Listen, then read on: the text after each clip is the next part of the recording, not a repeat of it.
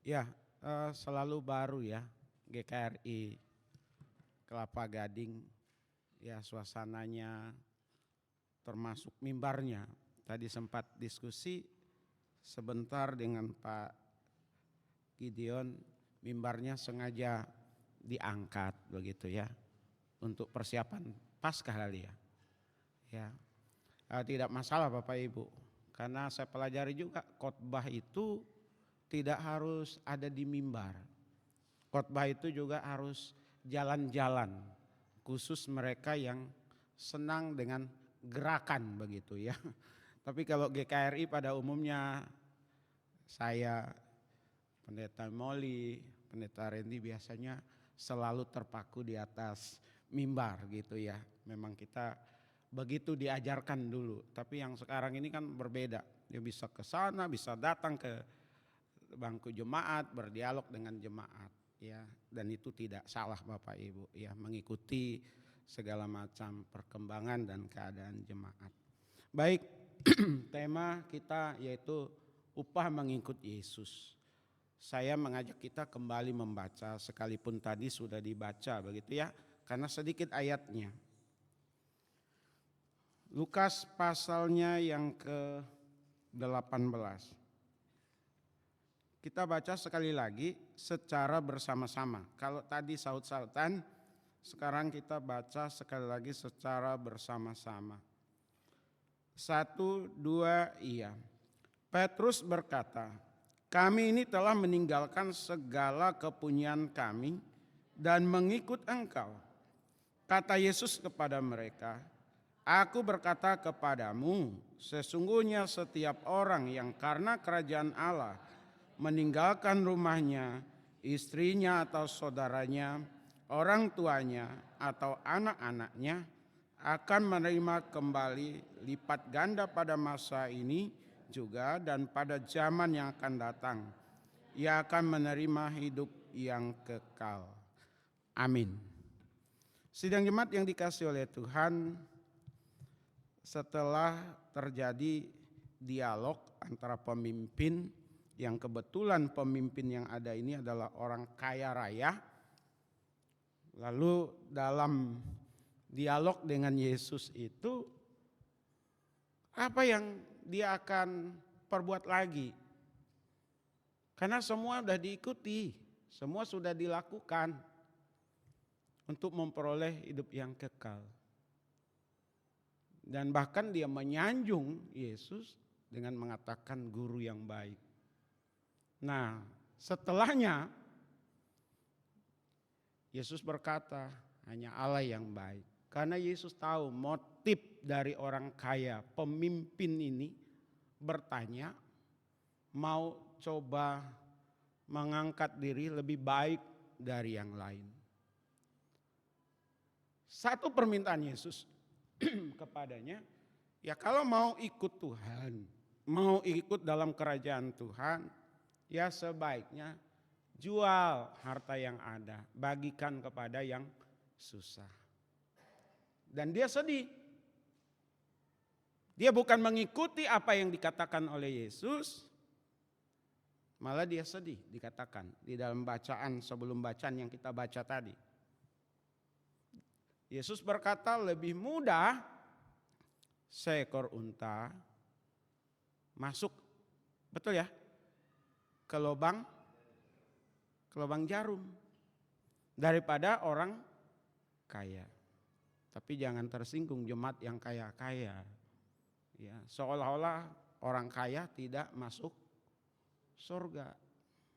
Kalau begitu jangan kaya dong supaya masuk surga. Bukan itu. Kalau Bapak Ibu baca Alkitab, tokoh-tokoh Alkitab itu orang-orang sukses, orang-orang kaya secara materi. Dan gereja butuh orang kaya. Karena banyak orang kaya juga yang baik hati. Yang sudah mengikut Yesus, apapun dikorbankan, apapun diberikan untuk Yesus. Jadi berdoa supaya jemaat terus kaya dan tetap kaya. Yang penting ikut Yesus. Yang belum kaya berusaha untuk kaya gitu. Karena tidak pernah Alkitab melarang orang kaya atau orang Kristen menjadi orang kaya. Yang tidak baik udah kaya tinggalkan Yesus. Itu yang tidak benar. Nah, dari pernyataan Yesus itu muncullah pertanyaan dari Petrus. Kami sudah tinggalkan apa yang kami punya, lalu kami dapat apa? Kalau bahasa Betawinya. Segala-galanya udah kami tinggalkan, kata Petrus. Yesus menjawab, ya kalau kamu udah tinggalkan semuanya, di sini kan ekstrim ya, tinggalkan rumah, tinggalkan istri, tinggalkan anak-anak.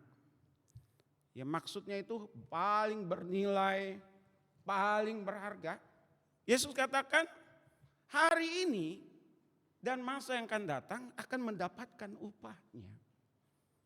Bapak Ibu yang dikasihi oleh Tuhan, upah mengikut Yesus tidak sama dengan upah mengikut iblis. Upah mengikut Yesus tidak sama dengan upah mengikut orang. Upah mengikut iblis sekalipun dijanjikan dan kita sama-sama tahu ada yang ke Gunung Kawi dan lain sebagainya, selalu ada konsekuensi yang akan diterima. Ada yang menyebutnya dengan tumbal. Mengikut orang juga begitu Bapak Ibu. Kalau nggak ikut perintahnya, nggak ikut kemauannya, apalagi dia bekerja sama pimpinan, sama bos yang killer, sekalipun itu melanggar hukum, ikuti saja. Nanti kalau berurusan dengan hukum, biasanya yang ikut bosnya, yang ikut inilah yang selalu dikorbankan. Tapi kalau kita ikut Tuhan, ikut Yesus dengan sepenuh hati, dengan totalitas, maka berbeda. Dia yang sudah berkorban untuk kita. Dia yang mengorbankan diri supaya kita mendapat apa yang dia janjikan. Nah Bapak Ibu bicara tentang upah, coba kita lihat arti upah itu sendiri. Ya, upah yang dimaksud adalah mendapatkan atau menerima. Jadi tidak sia-sia, tidak omon-omon, istilah Pak Prabowo ya. Jadi Bapak Ibu dan saya, kalau kita memang mengikut Yesus dan saya mengimani, saya mempercayai kita sudah mengikut Yesus, kita tidak sia-sia. Ada yang kita dapat, ada yang kita terima. Bukan sekadar janji. Tapi Bapak Ibu dan saya sudah mengalami, sedang mengalami, dan akan mengalami atau akan menerimanya. Saat ini, masa lalu, dan pada masa yang akan datang. Jadi yang pertama itu adalah mendapatkan atau menerima kembali. Kalau ada yang kita tinggalkan. Saat awal pertama kali mengikut Yesus, saat dalam perjalanan mengikut Yesus, itu berproses terus itu Bapak Ibu. Sampai hari ini. Karena ada harga yang harus kita bayar di dalam kita mengikut Yesus. Saat awal kita percaya, mungkin ada yang masih kita pegang, kita yakini, kita anggap itu bagian dalam kehidupan kita. Tapi seiring dengan perjalanan waktu atau berjalannya waktu dalam kita mengikut Yesus, kita baru sadar ternyata apa yang kita yakini, apa yang kita pegang itu harus kita tinggalkan. Dan pada saat kita meninggalkan demi mengikut Yesus, maka otomatis Bapak Ibu ada yang hilang. Sekalipun demikian, janji Tuhan kan kita akan mendapatkan kembali. Dengan caranya Tuhan. Amin. Upah yang didapatkan atau yang diterima kembali bukan karena jasa kita. bukan karena hasil usaha kita. Tetapi ternyata upah mengikut Yesus itu adalah kasih karunia-Nya. Amin. Reward, penghargaan atas apa yang Bapak Ibu dan saya sudah korbankan. Kalau kita memakai istilah pengorbanan. Jadi Bapak Ibu yang dikasih oleh Tuhan sidang jemaat, penghargaan dari Tuhan karena tindakan kita, karena keputusan kita, karena kemauan kita untuk melepaskan apa yang menjadi pegangan kita. Jadi ini kasih karunia Tuhan. Kalau Bapak Ibu sudah mendapatkan apa yang pernah hilang, atau yang kita tidak pikirkan akhirnya kita dapatkan juga, itu karena bentuk kesetiaan, ketaatan, totalitas Bapak Ibu dan saya dalam mengikut Tuhan. Amin. Jadi kalau ada yang mengatakan ikut Tuhan itu sia-sia, ikut Tuhan lebih susah dari sebelumnya, memang ya ada penderitaan yang harus kita jalani. Karena ada pengorbanan di situ. Tapi kalau ada yang mengatakan, ya dulu saya waktu saya belum ikut Tuhan semua baik-baik. Semuanya tersedia, semuanya lancar. Tapi setelah ikut Tuhan, nih nyatanya nih babak belur. Ada pernah ngalami begitu atau mendengar pernyataan seperti itu Bapak Ibu? Kalau ada jemaat yang mengatakan dengan segala macam pernyataannya lalu kita dengar dia ngomong begitu ikut Tuhan lebih menderita dari sebelumnya, lebih susah, babak belur, berarti orang tersebut, jemaat itu termasuk mungkin hamba Tuhannya sedang diproses sedemikian rupa. Amin. Untuk memurnikan imannya. Supaya ke depan pada saat dia bisa melewati, dia bisa bersaksi bahwa pengalaman masa lalu ternyata sedang dihadapi banyak orang atau orang tertentu dan dia ada di situ, dia hadir di situ. Pengalamannya itulah yang Tuhan pakai untuk boleh menguatkan dan menghiburkannya. Amin. Jadi bicara upah itu ada yang diterima, ada yang kita dapatkan. Jadi tidak sia-sia, tidak nol besar. Kalau sia-sia, untuk apa kita datang hari ini Bapak Ibu? Mendingan kita tidur gitu ya. Tapi adakah orang Kristen yang demikian? Ada. Bahkan tidak mau ikut Tuhan lagi, tinggalkan Tuhan. Dia pikir dengan tinggalkan Tuhan kehidupannya jauh akan lebih baik. Mungkin iya. Selama dia hidup di dunia. Tapi pasti ada yang terhilang. Nanti kita akan bahas lebih lanjut. Lalu syarat mendapatkan upah dalam mengikut Yesus. Di ayat 28. Apabila sudah teruji dan terbukti Bapak Ibu. Ya, apabila sudah teruji dan terbukti meninggalkan apa yang dianggap penting dan bernilai demi mengikut Yesus. Petrus dan kawan-kawannya ini Bapak Ibu, kalau kita baca di dalam Matius pasal 4. Mereka ini sedang bekerja sebagai nelayan. Fokusnya, seluruh kegiatannya ada dalam dunia pekerjaannya. Sebagai penangkap ikan. Tidak pernah terpikir olehnya akan berjumpa dengan Yesus. Apalagi dipanggil oleh Yesus untuk mengikut Yesus. Totalitasnya ada di nelayan. Dalam pekerjaannya. Saat perjumpaannya dengan Yesus. Petrus dan kawan-kawannya tinggalkan semuanya. Hari-harinya bersama dengan Yesus. Ada yang menafsirkan, ada yang mengatakan tidak semua ditinggalkan.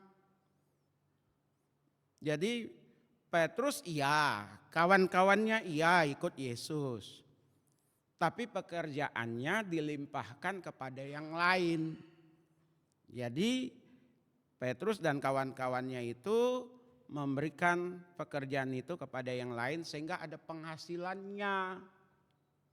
Ada yang menafsirkan begitu Bapak Ibu. Itu benar atau tidak perlu kajian. Perlu penelitian, pendalaman. Tapi saya mau mengatakan kepada kita, Petrus dan kawan-kawannya ini totalitas. Saya katakan tadi, sudah teruji, sudah terbukti. Tapi akhirnya juga dia mempertanyakan apa yang didapat.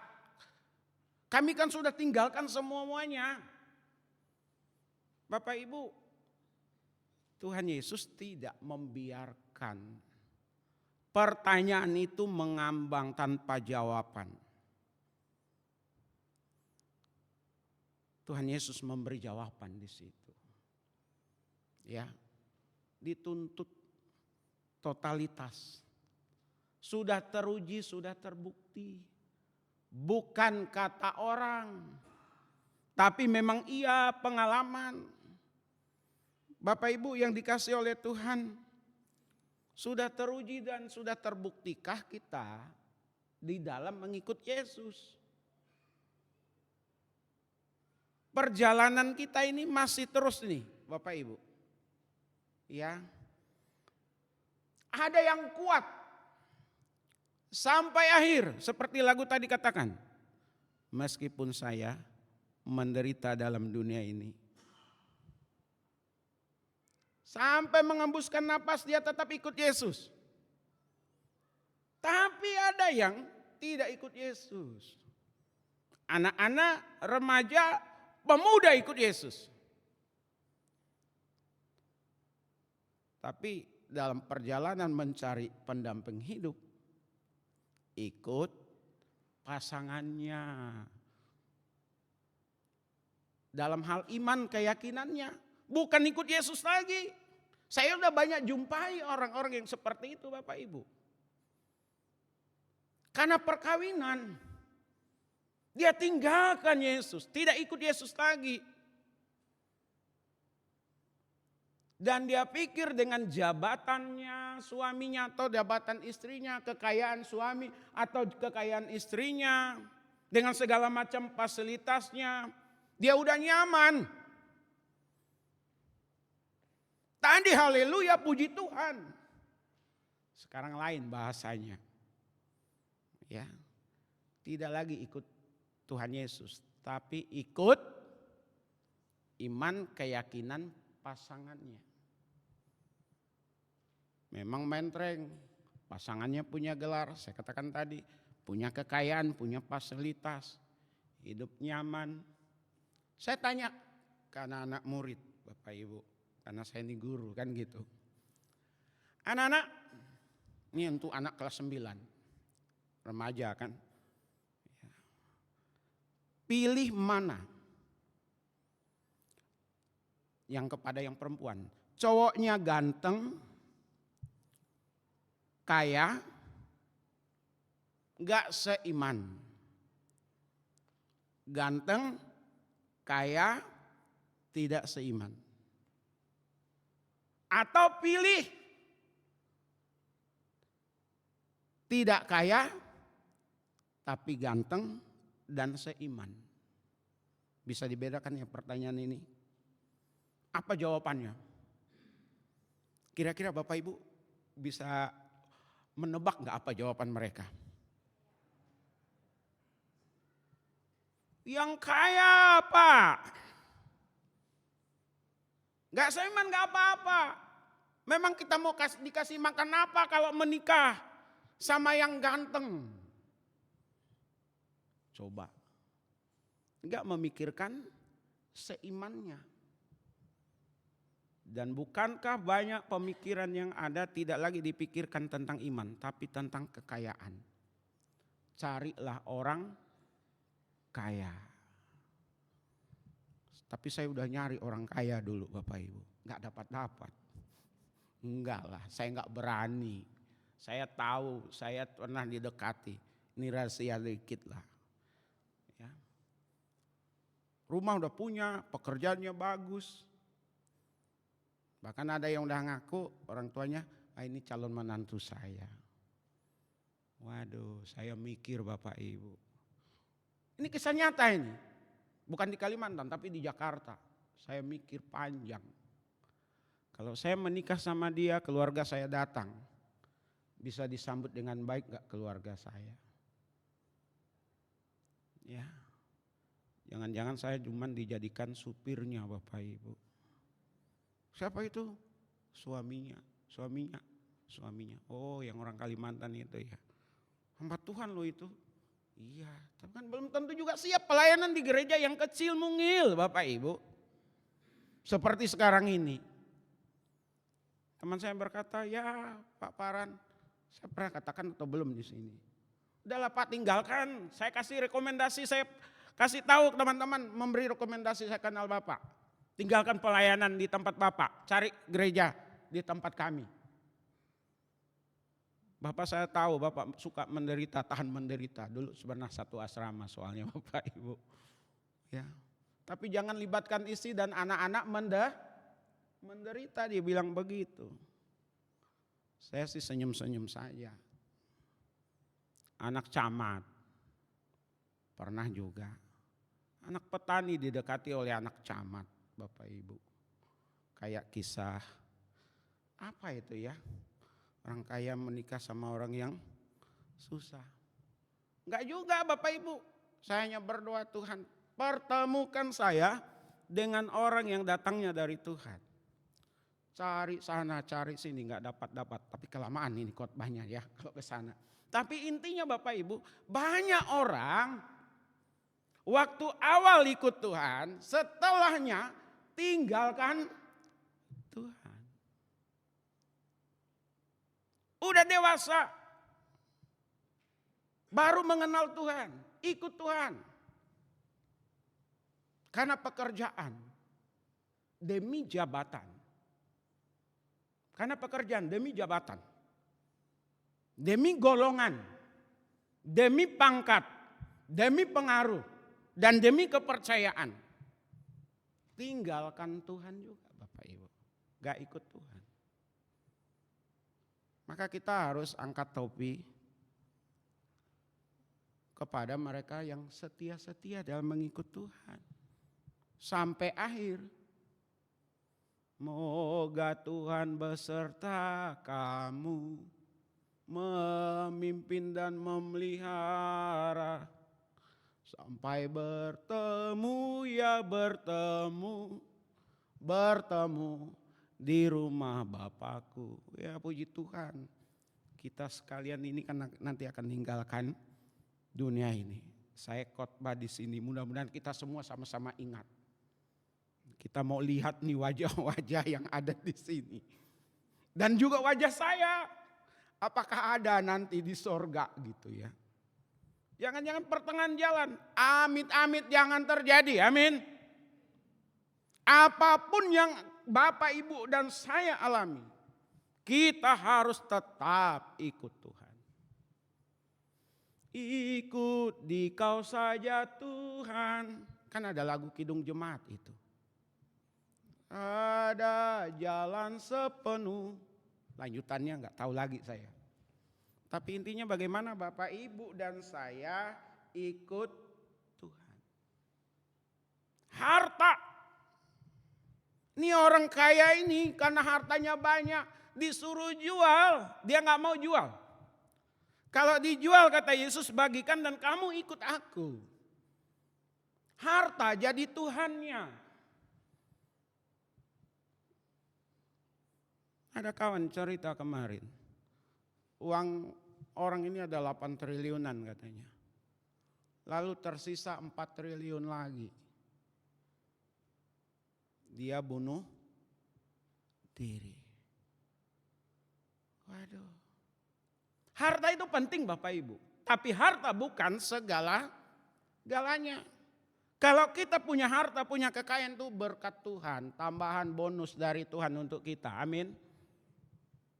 Saya melihat perjalanan kehidupan kawan-kawan yang sungguh-sungguh ikut Tuhan.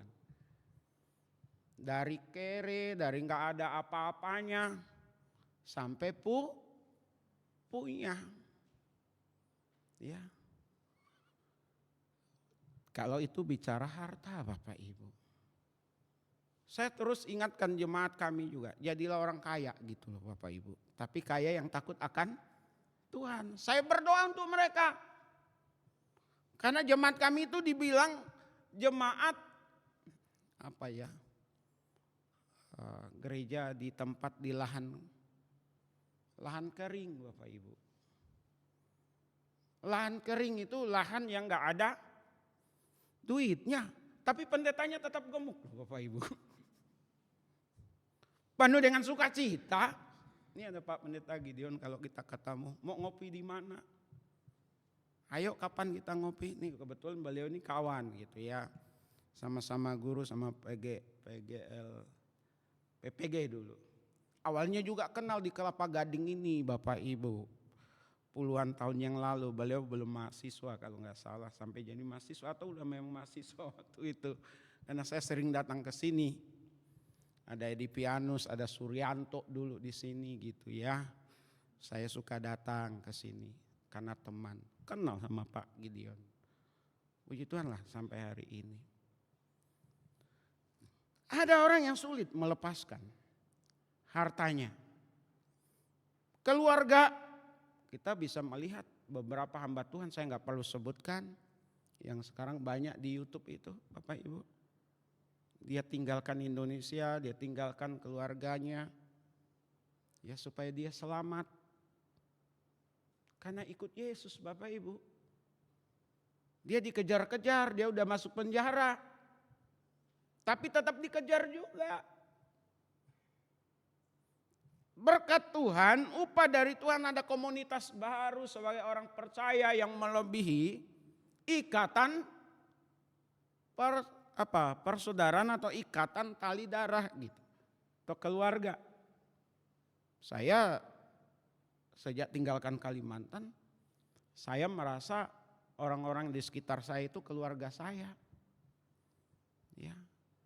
Ada masalah, ada tantangan, ada kesulitan, bisa berdiskusi. Mereka menghiburkan, menguatkan, mendoakan. Itu keluarga yang belum tentu didapat oleh keluarga sebelumnya, Bapak Ibu. Ini berkat Tuhan, ini upah yang daripada Tuhan. Ada orang yang berani tinggalkan agamanya dengan posisi yang baik dan bagus Bapak Ibu. Demi untuk ikut Yesus. Contohnya Yusuf Roni, Pendeta Yusuf Roni. Ya, siapa yang tidak kenal dengan beliau? Saya dengar sakit, mudah-mudahan tetap sehat. Saya salut usia yang sudah lanjut masih berdiri, masih khotbah dengan intonasi, daya ingat yang mantap, yang baik. Saya bermimpi berangan-angan kalau boleh seperti beliau gitu. Ya, gayanya dan pemahamannya mungkin bukan, karena saya masih jauh di bawah standar gitu ya. Kalau mau dikaitkan dengan beliau, tapi caranya. Beliau itu dipenjara tanpa diadili. Karena mengikut Yesus. Betapa banyak orang yang sudah berkorban atau mengorbankan banyak hal demi Yesus. Tetapi Yesus Kristus katakan tidak akan pernah sia-sia. Ada upah. Dari banyak pengalaman yang Bapak Ibu alami hingga hari ini tetap di dalam mengikut Yesus Kristus dan setia beribadah di GKRI Kelapa Gading. Kalau nggak dapat upah untuk apa kita? Saya udah katakan tadi, mendingan kita tidur, jalan-jalan, mana lagi makanan, minuman yang ada di Jabodetabek ini yang belum didatangi. Kan sekarang itu begitu sekarang Bapak Ibu ya. Wisata kuliner ya, makanan. Dan itu sudah menjadi gaya hidup. Foto makanannya, foto orangnya, selfie.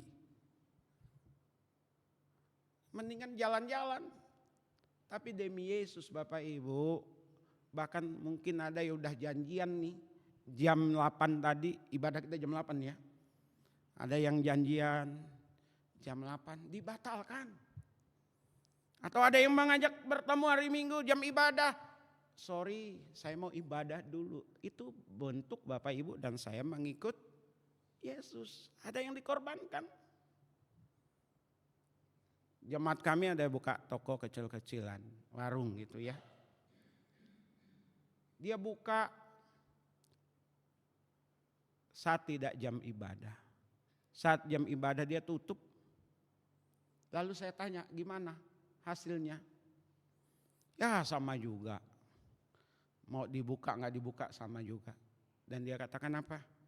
Sama aja lah. Mendingan saya tutup. Saya ibadah, saya mengutamakan Tuhan dulu. Sampai hari ini Bapak Ibu. Padahal sekarang ini udah saingan kan banyak Bapak Ibu. Apalagi ada toko 24 jam. Ya, luar biasa itu Bapak Ibu. Nah, masih banyak lagi Bapak Ibu. Lalu saya kaitkan yang ketiga ini dengan kehidupan realita kenyataan Bapak Ibu. Yang tahu Bapak Ibu, apa yang sudah Bapak Ibu jemaat tinggalkan sekarang ini.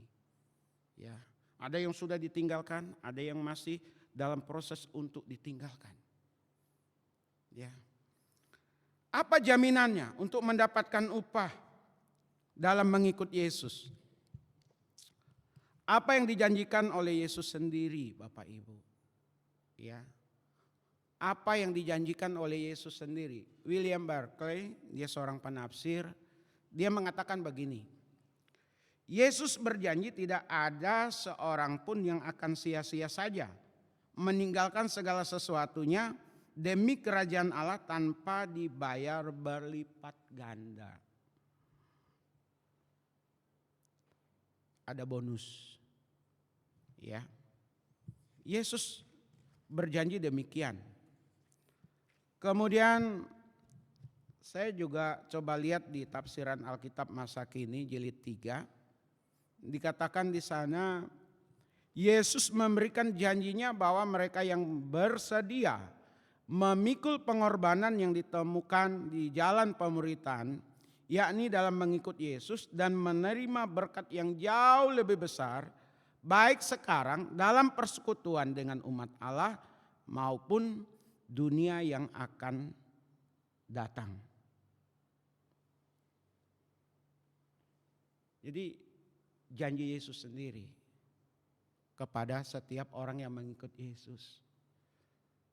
Jadi bukan ke gembala, bukan ke majelis, bukan ke sinode, tapi ini urusan pribadi kita kepada Yesus Kristus. Salah satu damai sejahtera. Damai sejahtera itu didapat di dalam Yesus Kristus. Amin. Ada banyak orang kaya raya Bapak Ibu. Punya aset miliaran, bahkan triliunan. Apakah ada damai sejahtera dalam hidupnya? Saya kenal satu pengusaha Bapak Ibu. Waktu dia belum sungguh-sungguh ikut Tuhan. Ya. Belum benar-benar berserah secara totalitas. Dia bilang kalau nggak dapat order hatinya gelisah, resah. Sekalipun di ATM, di rekening maksudnya di ATM pula ya. Di rekening masih banyak duitnya. Tapi kalau nggak dapat tender berkurang dan nggak ada damai sejahtera. Tapi akhirnya dia belajar untuk totalitas ikut Yesus. Pernah dipanggil KPK. Yang itu tadi, anak buah dikorbankan. Pemimpinnya aman. Tapi puji Tuhan lolos itu. Gak sampai tangkap. Karena barang buktinya gak kuat. Lalu mulai dia berkata, saya tidak akan berbisnis lagi kalau ada kaitannya dengan pemerintah. Yang urusannya dengan proyek-proyek pemerintah. Karena ternyata di sana banyak kali kongnya Bapak Ibu. Ini yang udah bermain di proyek-proyek lah ini ya. Dan dia coba dengan meminta kepada Tuhan. Damai, tenang dia bilang. bisa tidur, bisa bercanda. Kalau orang yang tidak tenang Bapak Ibu, di rumah pun dia gampang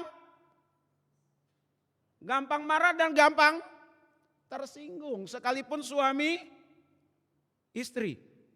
Apaan sih lo? Wah, hatinya lagi kusut itu. Pak, mau kopi atau teh? Buat aja. Ya mau nanya, mau minum kopi atau minum teh. Terserah. Padahal dulu gak begitu. Di sini sih nggak ada ya Bapak Ibu. Di sini baik-baik semua karena udah ikut Yesus. Penuh dengan damai, suka, cita. Ya, saya berharap sih seperti itu Bapak Ibu. Kalau ada ya konseling lah, gunakan Pak Pendeta Randy dengan Ibu Moy tentang rumah tangga.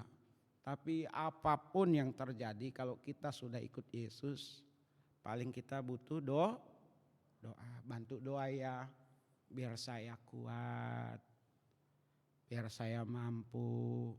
Apa sih masalahnya? Iya, kemarin udah tinggal sedikit lagi.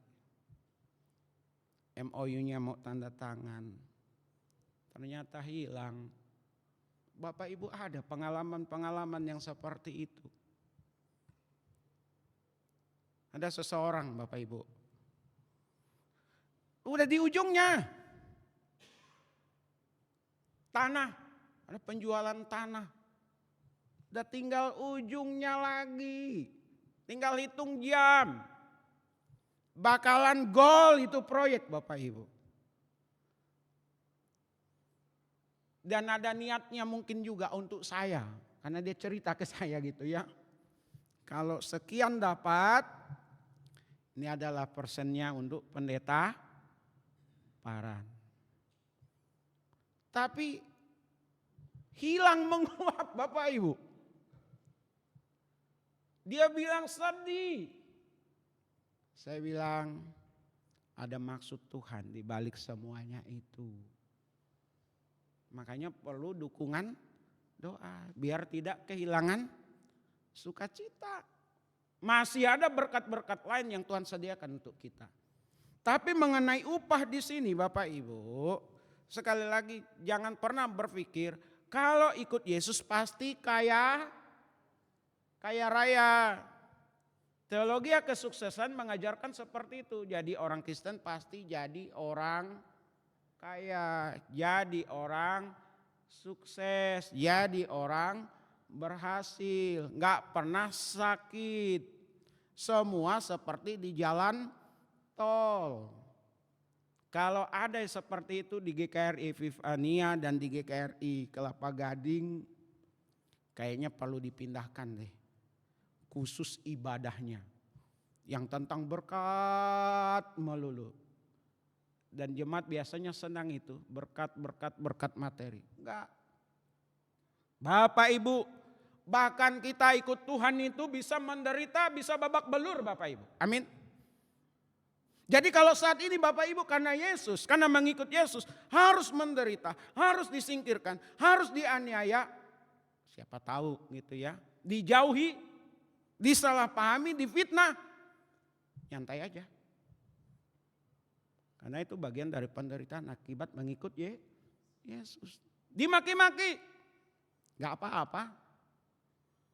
Dikata-katain, biarkan saja yang dia punya mulut, dia berdosa kok ngatain kita. Yang penting jangan kita balas. Balas membalas jadi ribut. Yang satu bilang T di belakang.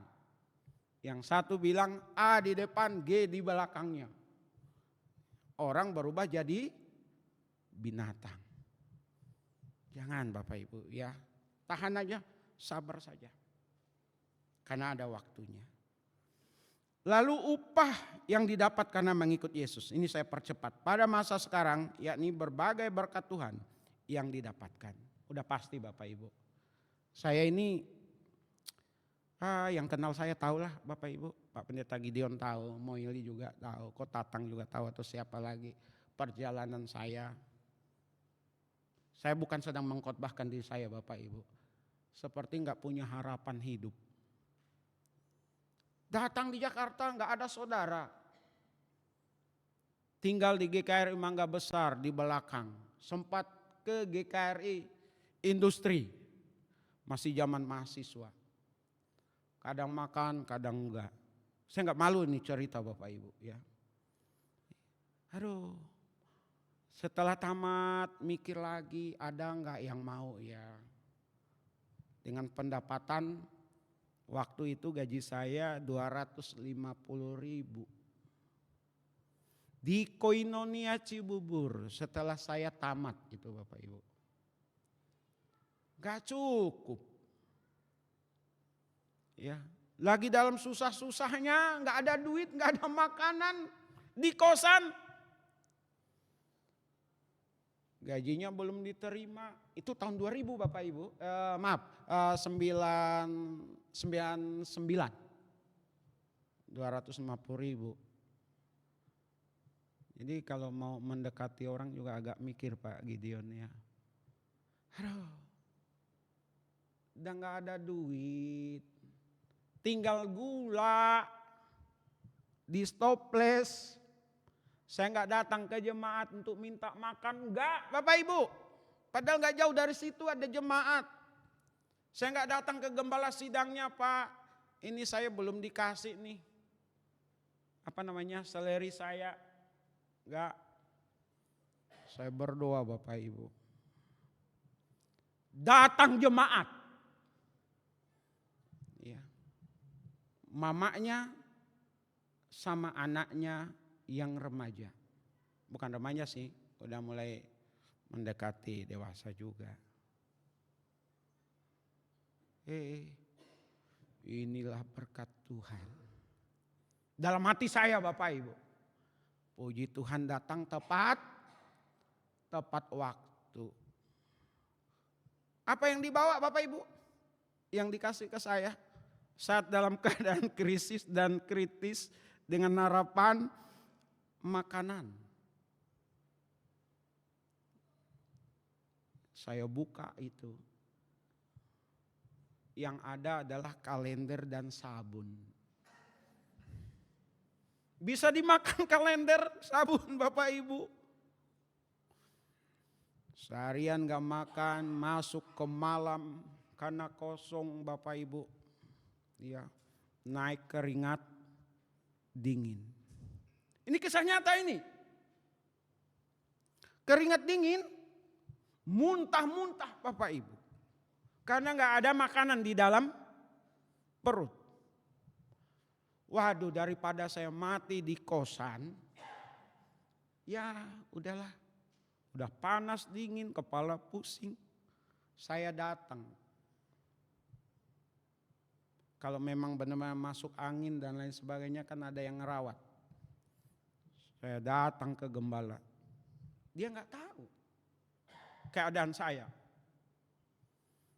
Apa yang terjadi Bapak Ibu? Udah, buatin dulu Indomie. Buatin teh manis kepada pembantunya. Saya udah mulai, ya kepala puyeng gimana sih Bapak Ibu. Perut lapar, kepala pusing itu. Ya ditunggulah. Habis makan Indomie, habis minum teh manis, terang benderang itu mata saya. Segar bugar. Ternyata memang perut kosong. Hamba Tuhan Bapak Ibu. Pelayanan katanya gak ada kekurangan. Dalam kita mengikut Tuhan itu proses. Sampai hari ini Bapak Ibu saya gak pernah minta-minta sama orang. Ya. Banyak yang kenal saya. Ya. Semua berkat Tuhan ada untuk kita dan tersedia untuk kita. Amin. Jadi upah mengikut Yesus itu terlalu banyak. Saya gak kenal orang, bisa kenal orang. Ada banyak pejabat, ada banyak pengusaha, ada banyak ya orang-orang penting saya bisa temui. Bisa berjumpa dengan mereka. Itu juga berkat Tuhan. Jauh di pedalaman Kalimantan. Dibawa Tuhan ke Jakarta. bisa ketemu orang-orang hebat.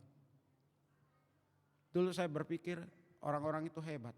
Ternyata belakangan saya berpikir, saya juga rupanya orang hebat. Karena apa? Karena Yesus Bapak Ibu. Apapun bisa terjadi.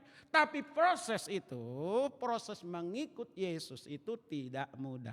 Jalani saja. Amin. Karena tidak hanya apa yang ada dan selama kita hidup. Upah kita besar di sorga katanya. Kenapa? Tadi dikatakan pada masa mendatang berupa hidup yang kekal. Boleh saja kita nggak punya apa-apa. Boleh saja kita biasa-biasa saja. Tapi kita ada jaminan hidup yang kekal. Yang tadi saya katakan, mungkin dia dapatkan jabatan, dia mungkin dapatkan kekayaan, pangkat dan golongannya naik. Dia mau beli apa? Terbeli selama di dunia. Tapi keselamatan bisakah didapat di luar Yesus? Ini masuk dalam teologi soteriologi. Apa yang dijanjikan oleh Yesus tentang keselamatan? Kita harus imani. Amin. Bahwa kita diselamatkan oleh Yesus. Bukan oleh apa-apa. Dan bukan oleh siapa-siapa. Karena di luar Yesus hanya ada kebinasaan. Bukan kehidupan kekal. Jadi mari Bapak Ibu, kita tetap mengikut Yesus. Karena upah mengikut Yesus adalah berbagai berkat sekarang dan kehidupan kekal pada masa yang akan datang. Bagi yang sudah terbukti dan teruji di dalam mengikut Yesus. Upah itu selalu dijanjikan dan itu akan didapat oleh mereka yang berpegang kepada janji Yesus. Amin. Saya mau iring Yesus sampai selama-lamanya. Amin. Tuhan Yesus memberkati kita semuanya. Mari kita tundukkan kepala kita satu di dalam doa. Bapa di sorga, kami bersyukur berterima kasih untuk pagi menjelang siang ini kami semua sudah mendengar firman-Mu. Roh Kudus memaparkan lebih jauh, memperjelas lebih dalam apa yang masih belum terungkap di dalam mengikut Tuhan Yesus. Mari Roh Kudus menolong setiap kami dalam perjalanan yang ada, kami tetap mengikut Yesus. Berkati gembala sidang di tempat ini, hamba-hamba Tuhan yang melayani di tempat ini, pengurus gereja, majelis, penatua, dan seluruh sidang jemaat-Mu. Kami percaya bersama dengan Tuhan, kami kuat, kami dihiburkan, dan kami akan berkemenangan, dan terus berkemenangan. Ini doa kami sambut firman Tuhan ini dengan penuh ucapan syukur, di dalam nama Tuhan Yesus. Amin. Mimbar saya serahkan kepada yang bertugas.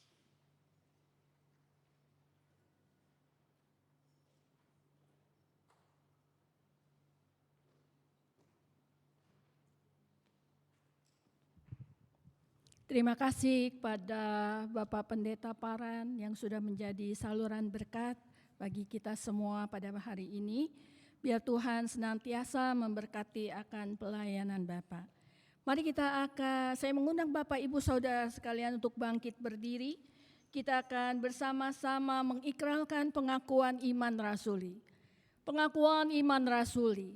Aku percaya pada Allah Bapa yang Maha Kuasa, Khalik langit dan bumi, dan kepada Yesus Kristus anaknya yang tunggal Tuhan kita, yang dikandung dari Roh Kudus, lahir dari anak darah Maria, yang menderita sengsara di bawah pemerintahan Pontius Pilatus, disalibkan, mati dan dikuburkan, turun ke dalam kerajaan maut. Pada hari yang ketiga bangkit pula dari antara orang mati, naik ke surga, duduk di sebelah kanan Allah Bapa yang Maha Kuasa, dan dari sana dia akan datang untuk menghakimi orang yang hidup dan yang mati.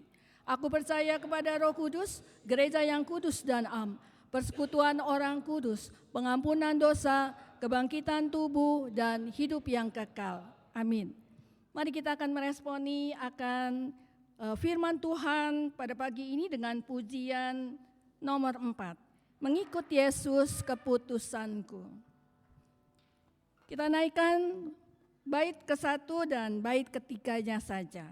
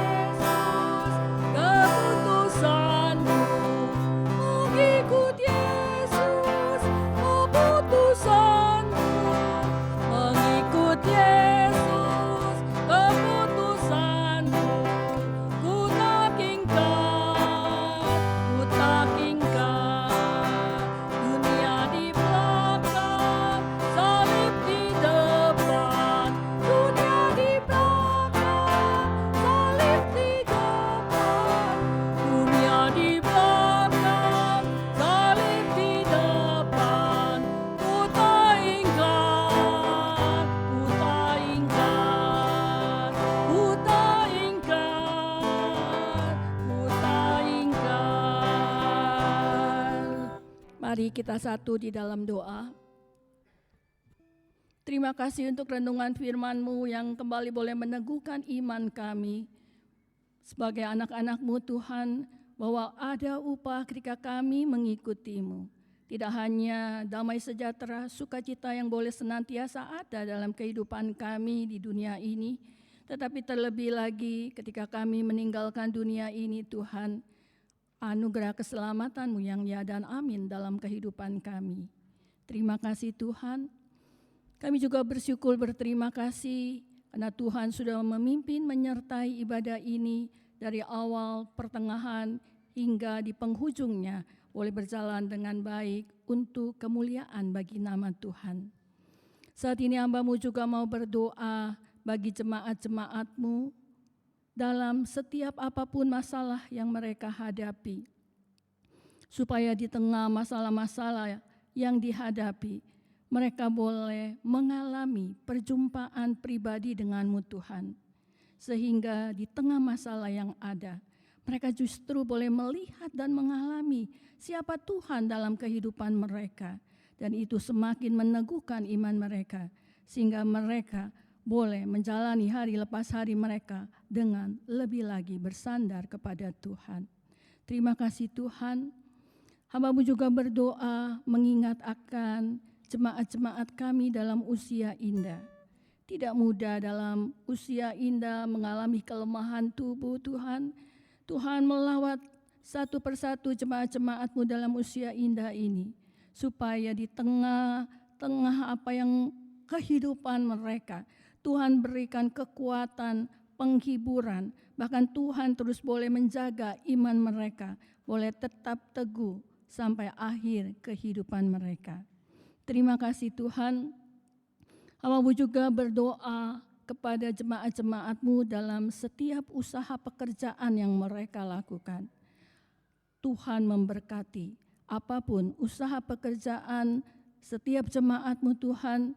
Tuhan berkati dengan limpah berkat yang daripada-Mu Tuhan. Dan Tuhan juga menolong di tengah situasi ekonomi yang sulit saat ini. Biarlah juga setiap jemaat-Mu Tuhan boleh mengalami pemeliharaan Tuhan dalam hari lepas hari kehidupan mereka. Dan lewat itu sekali lagi mereka juga semakin diteguhkan imannya untuk terus berjalan bersama Tuhan. Terima kasih Tuhan. Tidak lupa hamba-Mu juga berdoa bagi anak-anak jemaat-Mu yang studi, Tuhan berkati studinya. Yang bekerja, Tuhan berkati dalam pekerjaan mereka masing-masing. Bahkan yang sudah berkeluarga, Tuhan berkati dalam keluarga mereka. Terima kasih Tuhan. Kami juga mengingat Tuhan dalam minggu-minggu ke depan Tuhan. Biarlah Tuhan menyiapkan hati kami di dalam menyambut Tuhan hari Paskah, hari kebangkitan-Mu. Kami juga diingatkan untuk mengingat akan Kamis Putih, bahkan juga Jumat Agung Tuhan. Tuhan menolong kami, menyiapkan hati pikiran kami Tuhan, untuk kami kembali memasuki masa-masa di mana mengingat akan kasih-Mu kepada kami, bahkan juga akan kemenangan kami sebagai orang-orang percaya. Terima kasih Tuhan. Pada akhirnya kami mau menyerahkan hari lepas hari kami dalam 1 minggu ke depan ke dalam tangan Tuhan. Tuhan memimpin, menyertai, memberkati, dan kembali mengumpulkan kami Tuhan pada minggu yang akan datang di rumah-Mu ini. Terima kasih Tuhan, ini semua doa-doa kami. Tuhan biarlah menyempurnakan doa-doa ini seperti Tuhan sudah mengajar kami doa Bapa kami. Bapa kami yang ada di surga, dikuduskanlah nama-Mu, datanglah kerajaan-Mu, jadilah kehendak-Mu di bumi seperti di surga. Berikanlah kami pada hari ini makanan kami yang secukupnya, dan ampunilah kami akan kesalahan kami, seperti kami juga mengampuni orang yang bersalah kepada kami. Dan janganlah membawa kami dalam pencobaan, tetapi lepaskanlah kami daripada yang jahat. Karena Engkaulah yang empunya kerajaan dan kuasa dan kemuliaan sampai selama-lamanya. Amin. Doksologi.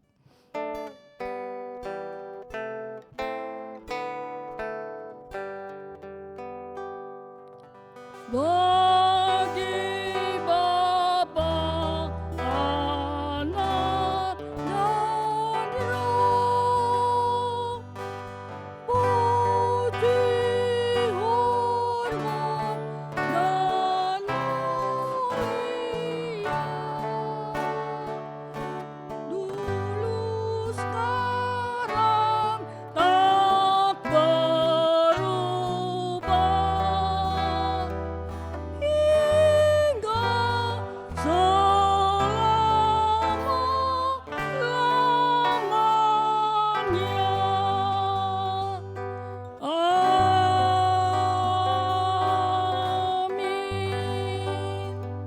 Angkatlah kedua tangan dari Bapak, Ibu, Saudara sekalian, dan terimalah berkat dari Allah Bapa Tuhan kita. Kasih dari Allah Bapa, damai sejahtera daripada Tuhan kita Yesus Kristus, dan penyertaan dari Allah Roh Kudus menyertai kita mulai dari hari ini sampai kedatangan Tuhan Yesus yang kedua kalinya, dan bahkan sampai selama-lamanya. Amin.